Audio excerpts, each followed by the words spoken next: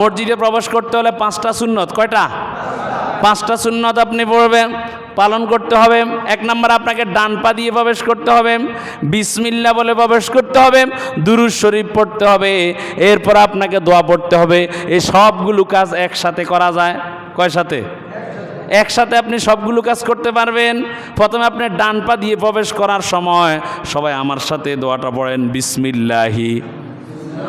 সবাই বলেন না, বিসমিল্লাহি আসসালাতু ওয়াসসালামু আলা রাসূলিল্লাহি আল্লাহুম্মা ইফতাহ লি আবওয়াব রাহমাতিক।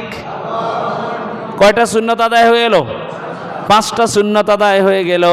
আবার আপনি যখন মসজিদ থেকে বের হবেন, বের হওয়ার সময় বাম পাওটা দিয়া, বাম পাওটা জুতার উপর রাইখা ডান পা প্রথম, ডান পায়ে জুতাটা পরার সময় আপনি দোয়া পড়বেন, বিসমিল্লাহি আসসালাতু ওয়াসসালামু আলা রাসূলিল্লাহি আল্লাহুম্মা ইন্নী আসআলুকা মিন ফাদলিক।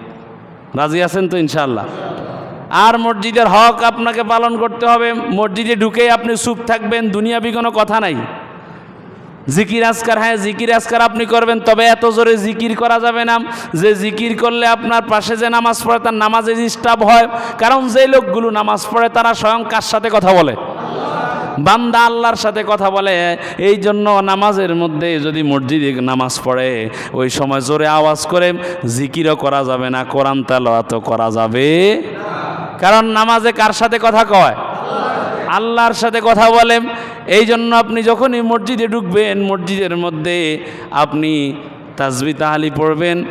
জিকির আজকার করতে হলে আপনি নিরিবিলি আস্তে আস্তে করবেন, আরেকজনের নামাজে কোনো ডিস্টার্ব করা যাবে